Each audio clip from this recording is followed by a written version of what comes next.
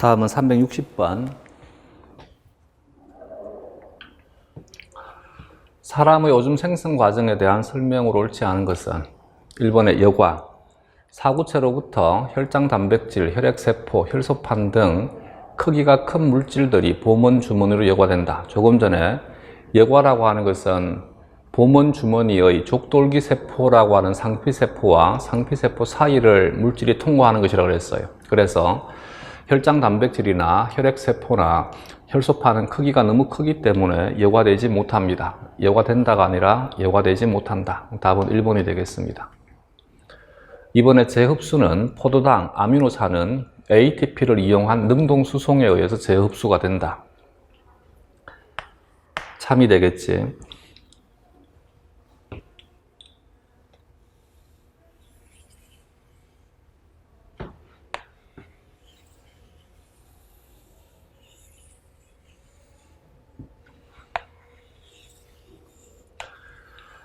근위세뇨관 상피의 경우에는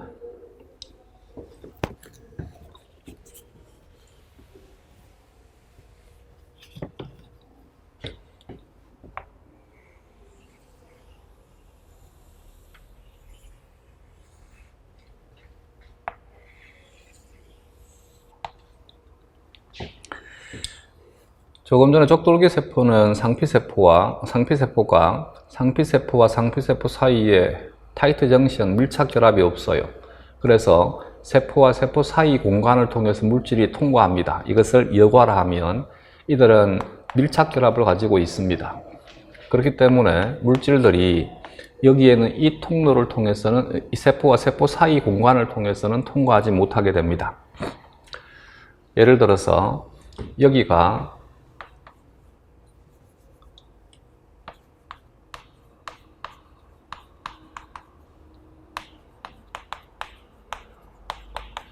근위세뇨관 내강이 되고 여기가 조직액이 되면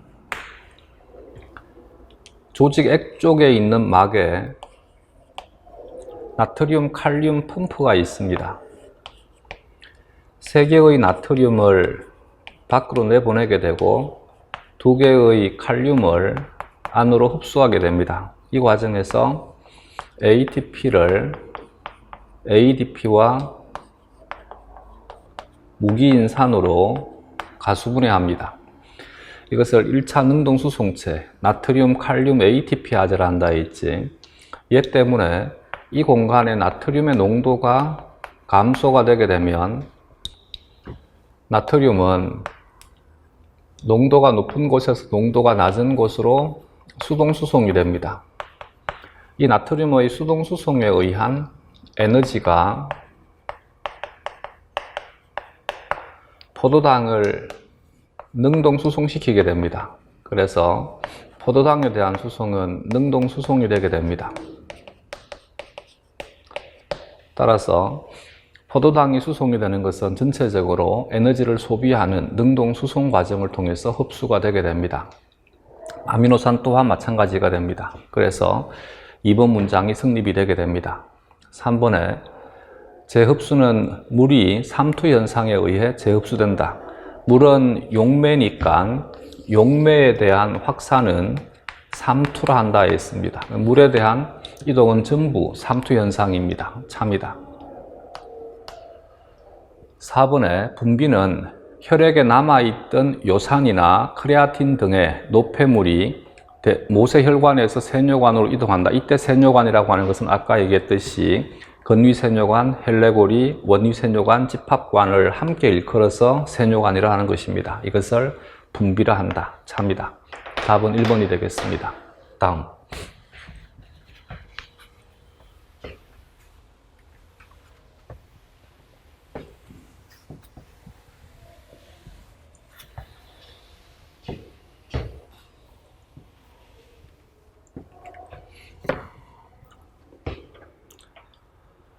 (361번에) 네프론은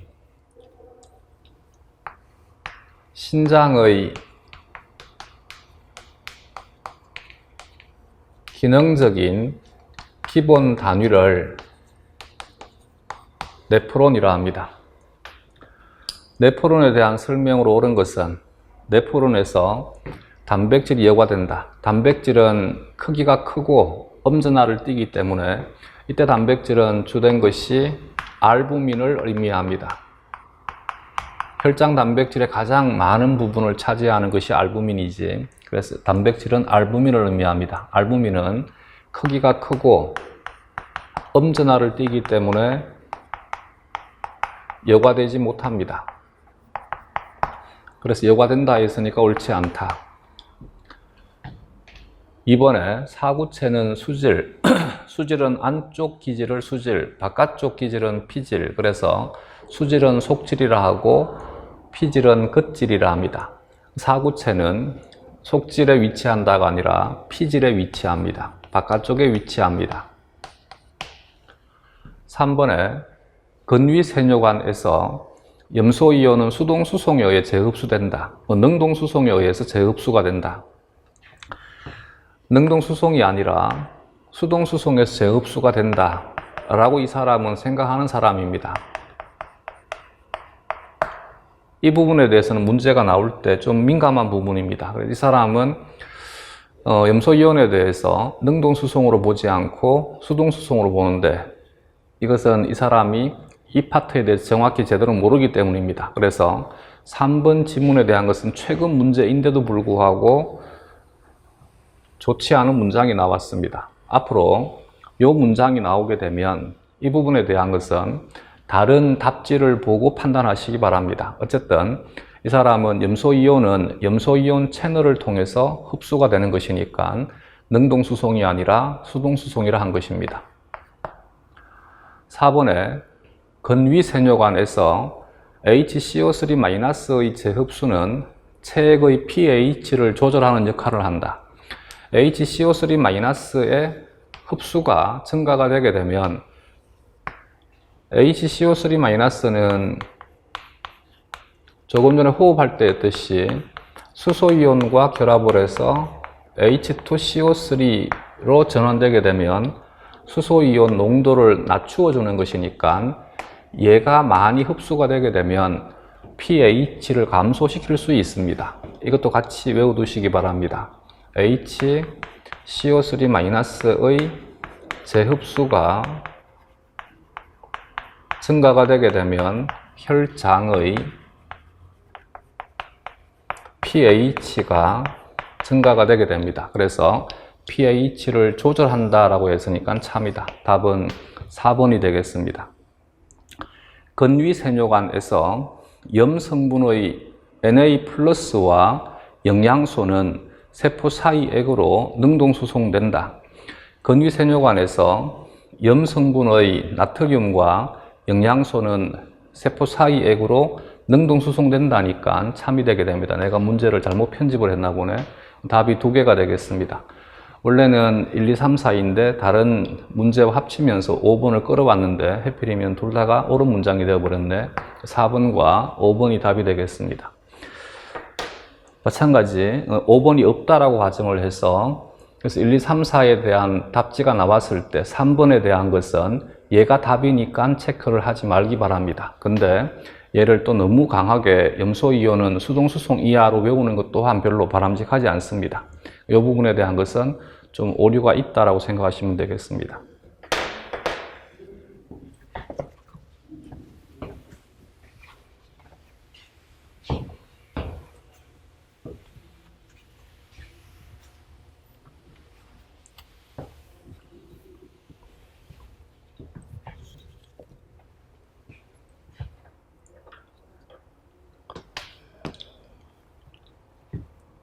다음 362번 사람의 신장에 대한 설명으로 옳지 않은 것은 1번에 포도당의 재흡수는 근위세뇨관에서 일어난다. 참이 되겠지. 근위세뇨관에서 정상적인 사람은 100% 재흡수가 되게 됩니다.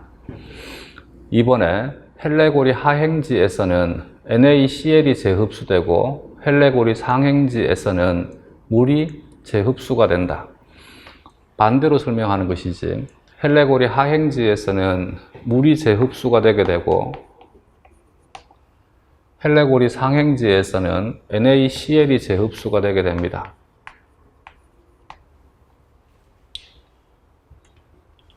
그래서 옳지 않다. 답은 2번이 되겠습니다.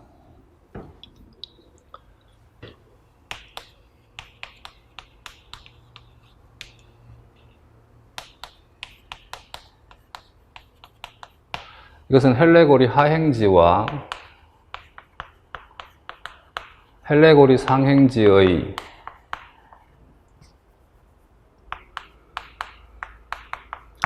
구조적인 차이 때문입니다. 헬레고리 하행지는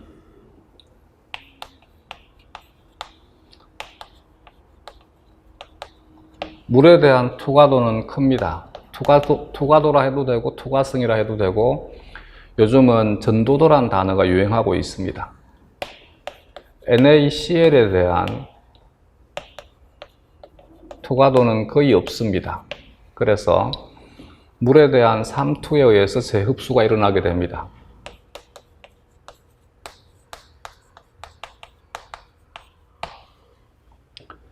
헬레고리 상행지는 수질부는 관의 굵기가 가늘다라고 해서 가는 상행지라 하고 위쪽으로 올라가게 되면 안쪽 수질부는 관의 굵기가 가는데 바깥쪽 수질부는 관의 굵기가 굵습니다. 그래서 굵은 상행지라 합니다. 가는 상행지든 굵은 상행지든 둘 다 헬레고리 상행지의 특징은 물에 대한 투과성이 거의 없습니다. 이것은 물 통로 단백질인 아쿠아포린이 발현되지 정단막이 없기 때문입니다. NaCl에 대한 투과성은 큽니다. 그래서 헬레고리 상행지에서는 물에 대한 재흡수는 일어나지 않고 NaCl에 대한 재흡수가 일어납니다. 이 NaCl에 대한 재흡수가 헬레고리 상행지의 가는 상행지에서는 NaCl이 촉진 확산에 의해서 재흡수가 되게 됩니다. 굵은 상행지에서는 NaCl의 능동 수송을 통해서 재흡수가 되게 됩니다. 그래서 Cl- 또한 Na+와 보통은 능동 수송이라고 표현하는 것이 정상입니다. 근데 이 이전 문제에 대한 것은 이 사람이 뭔가 좀 지식적으로 부족한 사람인 것 같아요. 그래서 전공자가 아닌 사람이 문제를 출제하다 보니까 문제가 좀 이상해진 것입니다. 361번에 또 한 번 더 강조하듯이 여기에서 3번 지문 같은 것은 나중에 답지를 체크할 때 얘는 제일 마지막에 판단하시면 됩니다. 다른 곳에 체크할 곳이 없으면 얘를 찍어주면 되고 아니면 이게 답이면 이것을 찍어주면 됩니다. 보통은 NaCl에 대한 것은 능동 수송이라 합니다. 왜냐하면 염소이온에 대한 수송은 나트륨에 의한 간접 능동 수송을 통해서 수송이 되기 때문입니다.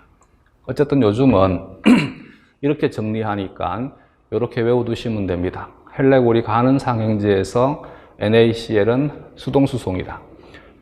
헬레고리 상행지에서 굵은 상행지에서 NaCl은 능동수송이다. 3번에 헬레고리를 통한 원료의 이동 방향과 직행혈관은 세뇨관, 모세혈관입니다. 모세혈관의 혈류에 대한 방향은 서로 반대 방향입니다. 이것도 중요한 사실이니까 외워두시기 바랍니다. 헬레고리 따라서 헬레고리 하행지 옆에 있는 모세혈관은 위로 올라가는 상행지가 되고 헬레고리 상행지 옆에 있는 모세혈관은 내려오는 하행지가 되게 됩니다. 헬레고리를 통한 원료의 이동과 직행혈관에서 혈액의 이동 방향은 서로 반대 방향이다. 이것이 특징입니다. 외워두시기 바랍니다. 4번에 부신 피질 호르몬인 알도스테론은 원위 세뇨관과 집합관에서 나트륨의 재흡수를 증가시킨다. 여기 오타가 있습니다. Na+가 아니라 Na+인데 아마도 편집하는 과정에서 뭔가가 좀 잘못된 것 같습니다. 나트륨의 재흡수를 증가시킨다. 그지? 알도스테론이 하는 기능은 나트륨의 재흡수를 증가시키고 칼륨에 대해서는 분비를 촉진시킨다 했습니다. 5번에 뇌하수체에서 분비되는 항이뇨 호르몬 ADH는 항이뇨 호르몬의 약자이고 다른 말로 바소프레신이라 한다 했지. 이건 전부 앞에서 호르몬 할 때 다 했던 것들입니다. 원위세뇨관과 집합관에서 물의 투과성을 증가시킨다. 물의 투과성을 증가시키니까 물의 재흡수가 촉진되게 됩니다.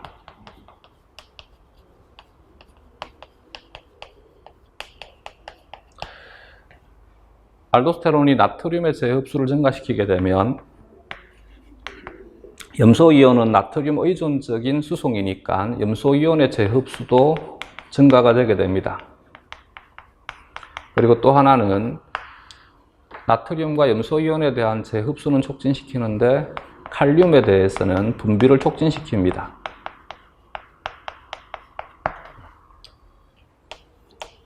답은 2번이다.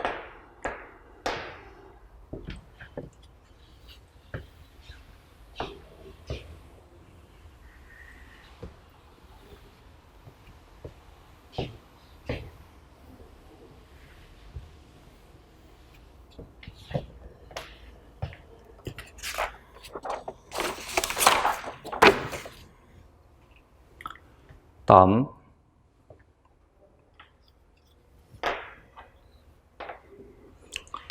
363번 정상인의 오줌 생성 과정에 대한 설명으로 옳은 것은 사구체에서 혈구는 여과되지 못합니다. 2번에 세뇨관에서 단백질이 분비된다. 단백질은 여과도 흡수도 분비도 되지 않습니다. 3번에 건위세뇨관에서 중탄산이온이 재흡수된다. 이것이 참이 되겠습니다. 4번에 분비 과정에서 글자가 자꾸 누락이 되노.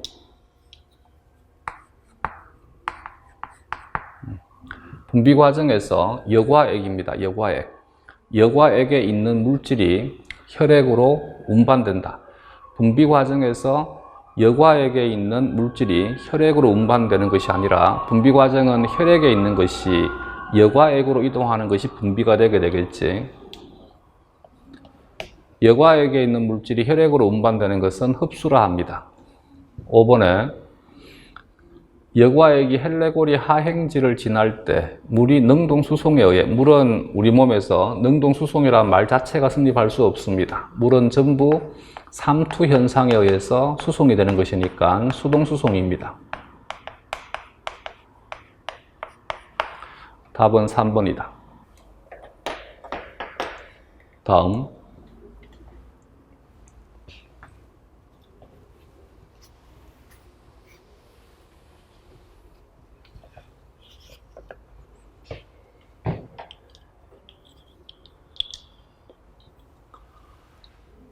364번 포유류의 신장에 대한 설명으로 옳지 않은 것은 1번에 신장 수질의 삼투 농도는 피질의 삼투 농도보다 높다.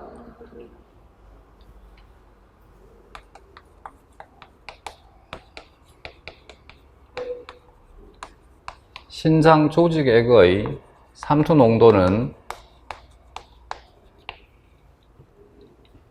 신장의 피질에서 수질로 갈수록, 이때 수질은 바깥쪽 수질을 외수질, 안쪽 수질을 내수질. 그래서 피질에서 피질은 겉질이라 한다 했지, 수질은 속질이라 한다 했지. 피질에서 외수질, 내수질로 가면 갈수록 삼투 농도는 높아지게 됩니다. 피질의 삼투 농도보다 높다. 참이다. 2번에 혈액이 여과될 때 포도당은 보호막 주머니를 통과하지만 단백질은 통과하지 못한다. 통과한다, 여과된다. 통과하지 못한다, 여과되지 않는다. 참이다. 3번에 항이뇨 호르몬은 원위세뇨관에서 나트륨 이온의 재흡수를 촉진하여 오줌의 양을 감소시킨다. 항이뇨 호르몬은 나트륨 이온의 재흡수에 관여하지 못합니다. 항이뇨 호르몬은 물에 대한 투과성을 증가시켜서 물에 대한 재흡수를 촉진시키는 것입니다. 나트륨 이온의 재흡수를 촉진시키는 것은 항이뇨 호르몬이 아니라 알도스테론인 것이지. 나트륨이 재흡수가 되게 되면 삼투압에 의해서 수분 재흡수가 촉진되게 됩니다. 수분 재흡수가 촉진되니까 오줌량이 감소가 되게 됩니다. 배뇨라 해도 되고 이뇨라 해도 되고 배뇨량이 감소가 되게 되고 대신 체액은 증가가 되게 됩니다.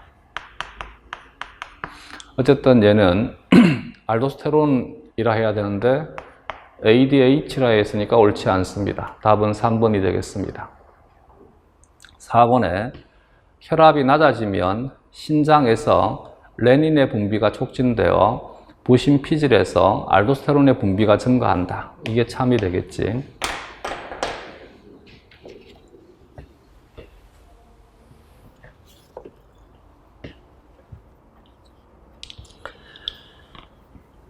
혈압이 떨어진다. 자극입니다.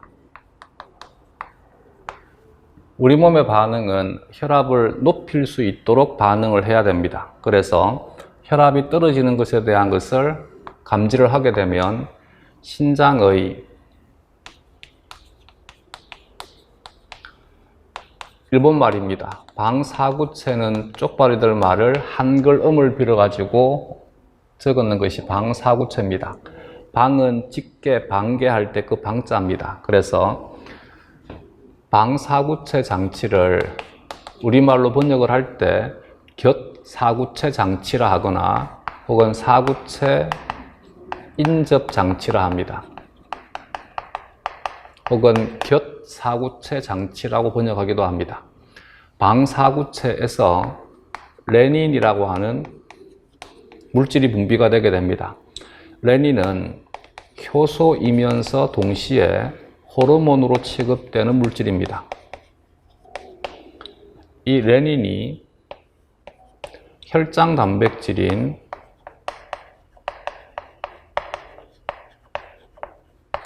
안지오텐신오겐이라고 하는 단백질을 안지오텐신으로 전환시킵니다.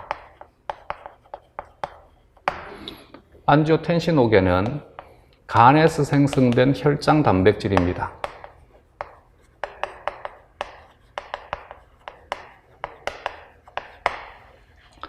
안지오텐신1은 안지오텐신2로 전환되게 됩니다. 여기에 관여하는 효소를 안지오텐신 전환효소라 합니다. 안지오텐신 전환효소를 약자를 ACE라 합니다. 그러면 안지오텐신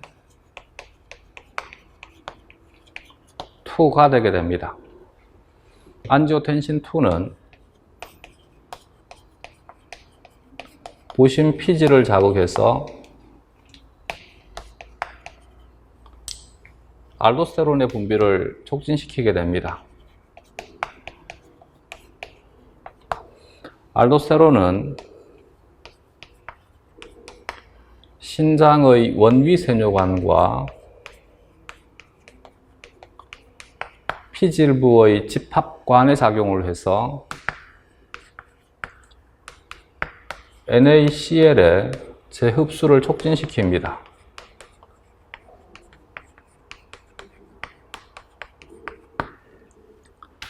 또한 안지오텐신2는 시상하부를 자극하게 되면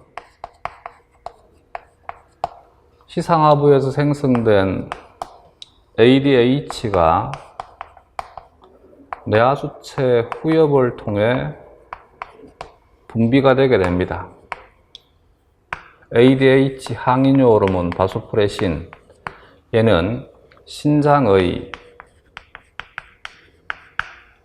끝부분의 원위세뇨관, 말부 원위세뇨관과 집합관에 작용을 해서 수분 재흡수를 촉진시킵니다. 수분 투과성을 증가시켜줍니다.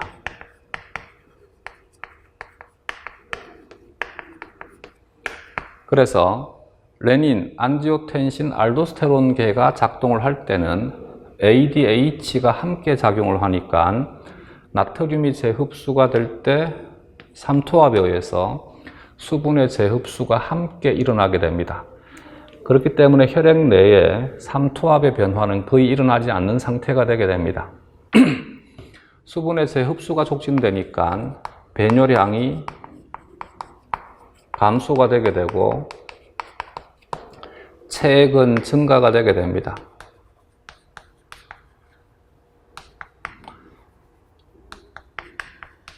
체액이 증가가 되니까 혈액이 증가가 되어서 혈액의 정수압, 수압을 우리는 혈압이라 하는 것이지, 혈압이 증가가 되게 됩니다.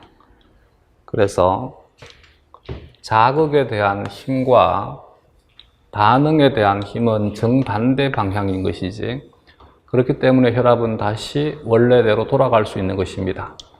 여기에 관여하는 것을 레닌, 안지오텐신, 알도스테론계라 합니다.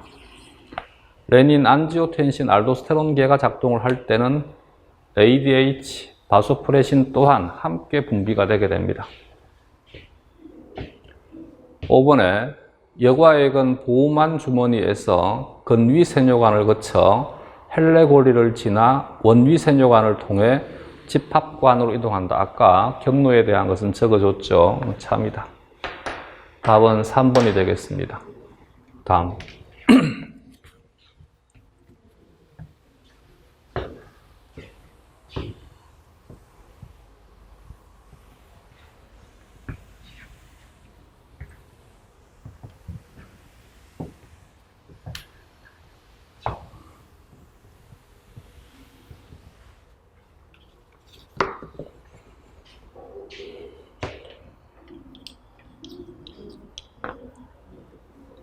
365번.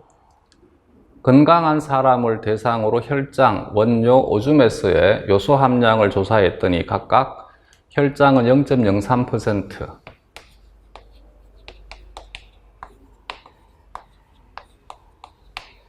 원료는 0.03%. 혈장과 원료에서 농도가 같다는 말은 요소는 여과도가 1이라는 뜻입니다. 오줌은 1.8%. 이를 통해서 알 수 있는 것이 여과도가 1이다. 오줌이 1.8%가 되었다는 얘기는 농축이 되었다는 얘기입니다. 농축이 된다는 말은 물의 재흡수에 대한 비율이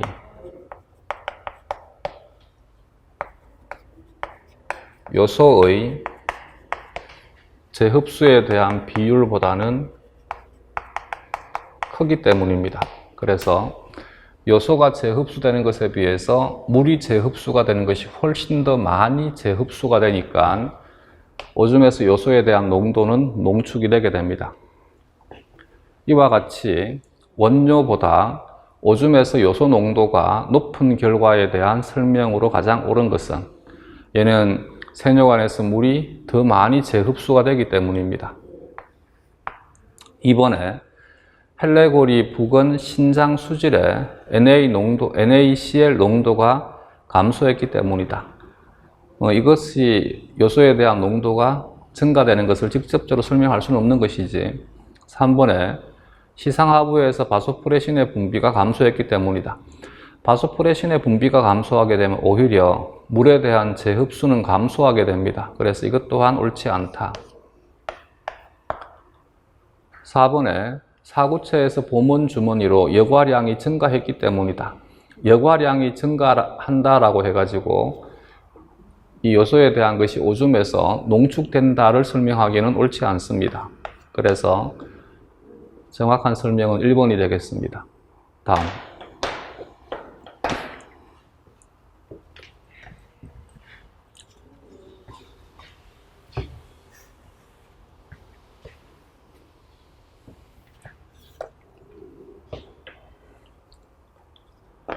366번에 평소 신장 질환을 겪고 있는 환자의 소변을 채취하여 알부민입니다. 알부민이 검출되는 것을 알부민 요증 혹은 단백 요증이라 합니다. 측정하였더니 정상인보다 높은 함량의 알부민이 검출되었다. 이것을 단백 요증 혹은 알부민 요증이라 한다. 소변이 생성되는 여러 과정 중 소변의 알부민 함량과 가장 관련이 깊은 것은 알부민은 여과되지 않아야 되는데 이와 같은 질병을 앓고 있는 사람은 알부민이 여과되기 때문에 배설되는 것이라고 그랬지, 그지? 그래서 여기는 사구체 여과가 문제가 된 것입니다. 즉 신장에 염증이 형성이 되는 심부전 결과 여과되지 않아야 되는 알부민이 여과가 되어버리기 때문입니다.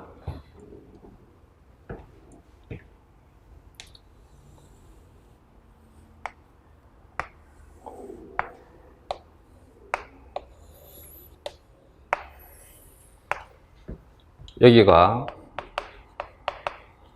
사구체 모세혈관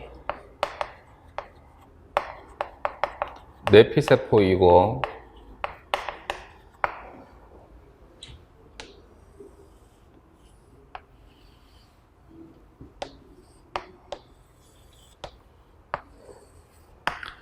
이것이 보문 주머니에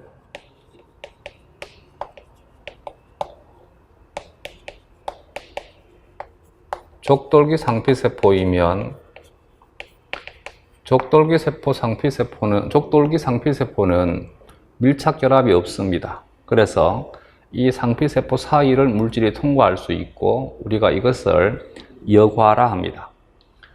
그렇기 때문에 여과가 될 것이냐 되지 않을 것이냐는 사구체 모세혈관 내피세포 사이의 간격에 대해서 통과하는 물질의 직경이 작으면 통과할 것이고 직경이 크면 통과하지 못하게 됩니다. 근데 실제 혈장 단백질인 알부민의 경우에는 이거보다 크기가 작습니다. 그래서 통과할 수 있는 상태입니다. 그런데도 불구하고 통과를 못하는 이유가 이거보다 직경이 작은데도 불구하고 알부민은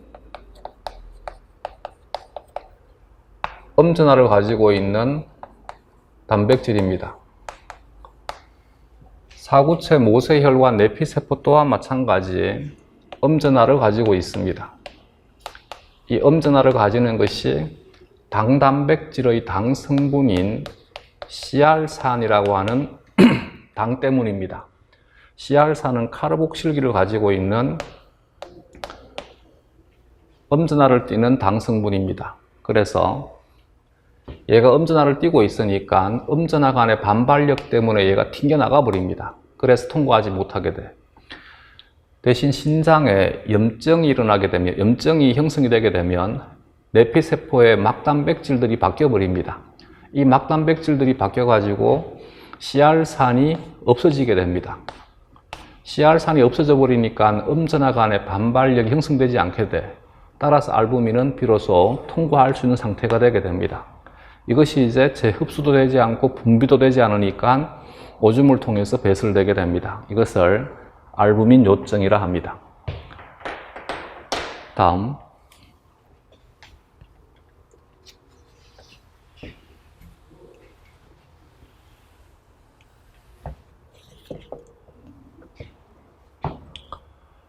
(367번) 신장에 의한 혈압과 혈액의 삼투 농도를 조절하는 것에 대한 설명으로 옳은 것만을 모두 고르면 쪽발이들 말은 방사구체인데 방사구체의 방을 한글로 번역을 할 때 곁이라 해서 곁사구체라 한 것입니다. 요즘은 유행이 사구체 인접장치라 합니다. 곁사구체 장치에서 분비된 레닌은 소동맥을 수축시키는 안지오텐신2를 생성하게 하여 혈압을 높인다. 참이다. 안지오텐신2에 대한 기능에 대해서 하나를 더 추가해서 외워두자. 얘는 소동맥을 수축을 시킨다. 또 하나는 안지오텐신2가 시상하부를 자극하게 되면 갈증을 유발하게 됩니다. 그래서 수분 섭취를 증가시키게 됩니다.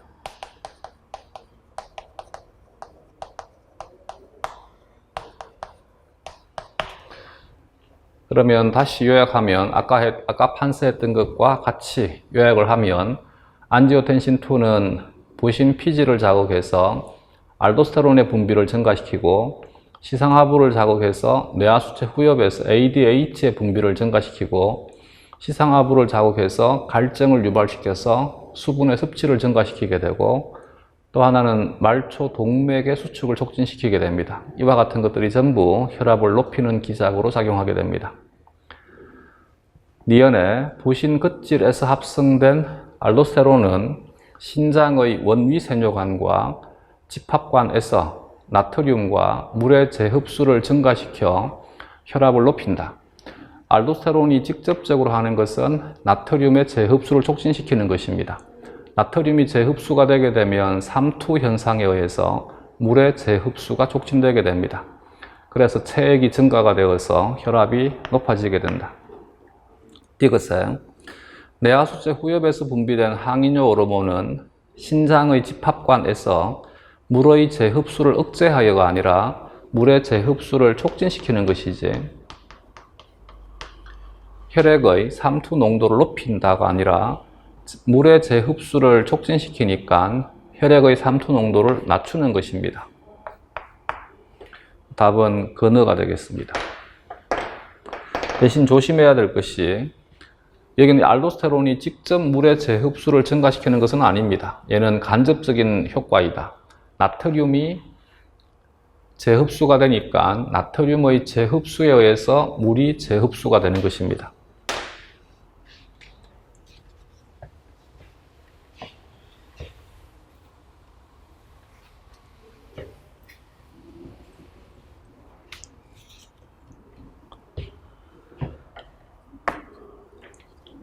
다음 368번 그림은 정상인에서 X에 따른 혈중 ADH의 농도를 나타낸 것이다. X는 혈장 삼투압과 단위 시간당 오줌 생성량 중 하나이다. X의 값이 증가가 되면 ADH의 농도가 증가가 되는 것이니까 당연히 X는 혈장 삼투압이겠지. 혈장 삼투압이 증가가 되게 되면 ADH는 농도가 증가가 되게 분비 농도가 증가가 되게 됩니다. 그래서 혈장 삼투압이 증가가 되었다가 자극이니까 이 자극에 대한 반응은 삼투압을 낮출 수 있는 기작이 작동해야 됩니다. 그래서 삼투압을 감지하는 것이 시상하부가 감지를 하고 시상하부에서 생성된 호르몬이 뇌하수체 후엽을 통해서 분비가 되게 됩니다. 이 호르몬의 이름이 이뇨를 억제한다 해서 NT, 이뇨 호르몬 NT, A, 이뇨, D, 호르몬의 H, 그래서 약자가 ADH, 동의어가 바소프레신입니다. 항이뇨 호르몬은 신장에서 주된 것은 집합관 전 영역에서 물론 말부 원위세뇨관에 작용을 합니다. 주된 것은 집합관에 작용을 합니다. 그래서 수분 투과성을 증가시켜 줍니다. 수분 투과성을 증가시킨다는 말은 수분 투과도를 증가시킨다는 것은 아쿠아포린의 농도를 증가시키기 때문입니다.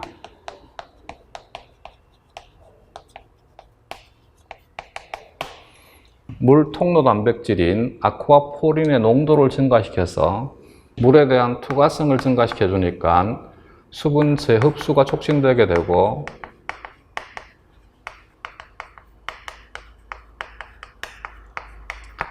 따라서 배뇨, 이뇨량이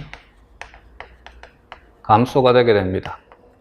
이뇨, 배뇨 같은 말입니다. 배뇨량을 줄인다 해서 이름을 항배뇨 호르몬, 항이뇨 호르몬이라는 것입니다. 수분이 재흡수가 촉진되게 되면 체액의 수분량이 증가가 되게 됩니다. 왜냐하면 우리는 대사 결과 유기물이 산화가 되게 되면 유기물의 산화에 의해서 끊임없이 물이 만들어지기 때문에 물이 나가지 못하면 그 자체로서 물의 양은 증가가 되게 됩니다. 수분량이 증가가 되니까 체내 삼투압이 감소가 되게 됩니다. 그래서 자극에 대한 것과 반응에 대한 것은 반대 방향의 힘이면 되는 것이지, 이를 통해서 삼투압을 일정하게 유지하려고 합니다.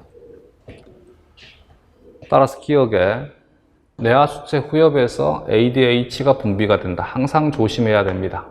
분비는 뇌하수체 후엽에서, 생성은 시상하부에서 생성된다라고 표현해야 됩니다. 이것 요즘 유행하는 것이니까 꼭 외워두시기 바랍니다. 생성은 시상하부에서 생성된다라고 표현해야 되고, 분비되는 것은 뇌하수체 후엽에서 분비가 되는 것입니다.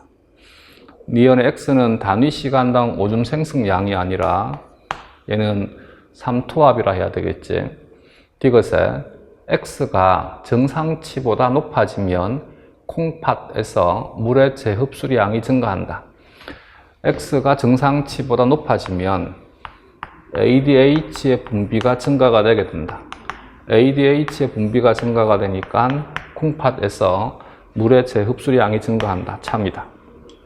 답은 2번이 되겠습니다.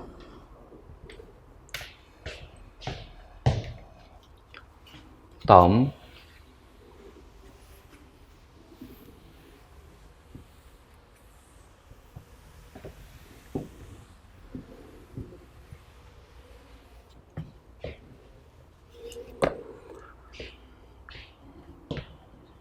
369번 그림은 민물고기의 삼투 조절 과정이다. 가에서 라에 해당하는 내용을 바르게 연결한 것은, 이런 문제는 거의 단발성 문제입니다.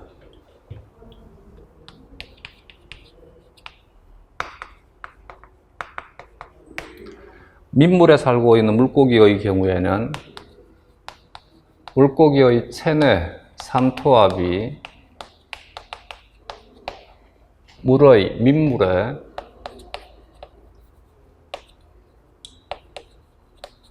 염 농도보다 높습니다. 해수의 경우에는 물고기의 체내 삼투압이 해수의 바닷물의 삼투압보다 낮습니다. 그래서 민물고기의 경우에는 염의 재흡수가 활발하게 일어나야지만 자신의 삼투압을 유지할 수 있습니다. 그래서 이들은 묽은 오줌을 배설합니다. 반면 해수에 살고 있는 물고기의 경우에는 체내 삼투압을 낮춰야 되니까 염의 배출이 촉진되어야만 됩니다. 염을 배출시키는 시스템이 발달되어 있습니다. 그래서 이들은 농축된 진한 오줌을 만듭니다. 물이 들어올 때도 마찬가지. 염과 물이 들어오게 되면 여기에서 아가미를 통해서도 염에 대한 것이 흡수가 되는 것이 촉진되게 됩니다. 염류와 일부 물이 먹이와 함께 들어오고, 염류는 다수송에 의해서 들어온다 해서 얘는 염을 빠르게 흡수해야 되니까 능동수송을 통해서 흡수를 해야만 됩니다. 신장에서도 마찬가지. 얘는 염을 적게 배출을 하고 되도록이면 물을 많이 배출을 해야만 됩니다. 아가미에서 간은 삼투에 의해 들어오고 나는 확산되어 나온다. 그래서 삼투란 단어를 사용할 수 있는 것은 물밖에 없겠지. 간은 물이 되겠지. 그러면 나는 염이 되어야 되겠지. 염이 바깥쪽은 농도가 낮고 체내는 농도가 높으니까 확산해서 빠져나옵니다. 들어올 때는 염이 능동수송이 되어야 되겠지. 다는 능동수송이 되어야 되고, 신장은 라 한다니까 라에 대한 것은 여기에서 찾으면 되겠습니다. 먼저 그러면 가의 경우에는 물이어야 되고, 나의 경우에는 염류이어야 되고, 다에 대한 것은 능동수송이어야 되겠지. 라에 대한 것은 염류 보존을 위해 다량의 물을 배출한다. 염류 배출을 위해 소량의 물을 배출한다. 염류를 보존해야 되는 것이지. 답은 2번이 되겠습니다. 그래서 염류 보존을 위해서 다량의 물이 배출되는 것이니까 묽은 오줌이 배설되게 됩니다. 이것이 민물에 살고 있는 물고기의 특징이 되게 된다.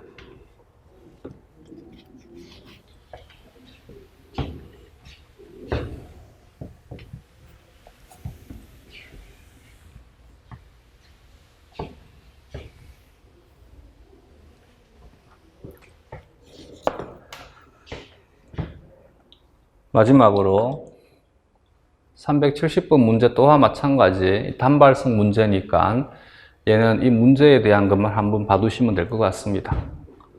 동물의 삼투 조절과 배설에 대한 설명으로 옳은 것은 1번에 닭은 삼투 순응자이다.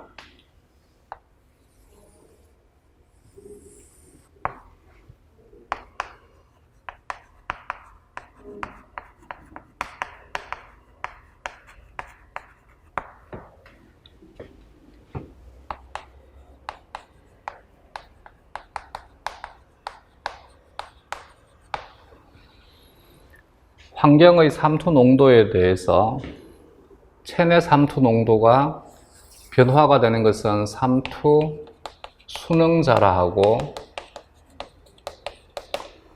환경의 삼투 농도에 상관없이 체내의 삼투 농도가 일정하게 유지가 되는 것을 삼투 조절자라 합니다.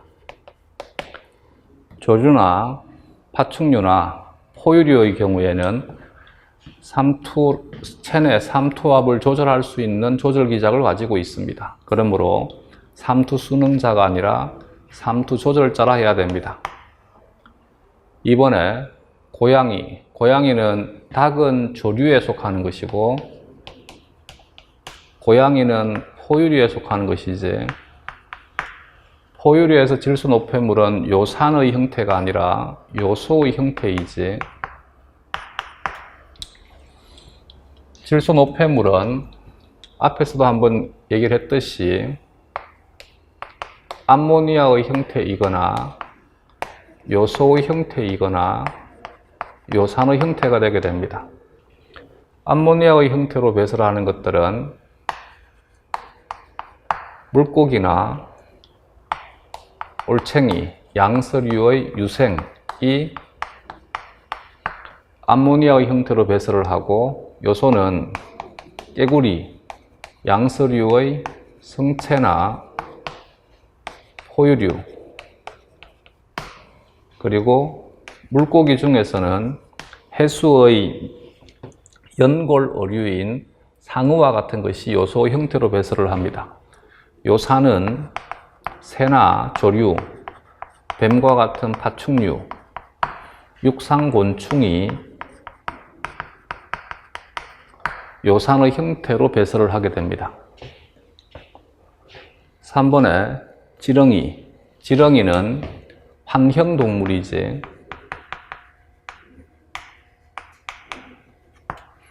환형동물의 배설기관으로 원신관을 가진다. 원신관이 아니라 후신관이지. 물론 유생 시기에는 원신관을 가지지만 지렁이는 즉 성체가 되게 되면 후신관을 가지게 됩니다. 옳지 않다. 4번에 메뚜기는 절지동물이지, 특히 절지동물 중에서 곤충입니다. 곤충의 배설기는 말피기관이다. 4번이 답이 되겠습니다. 이렇게 해서 배설에 대한 문제까지 다 다루었습니다. 좀 끊었다 가도록 하죠.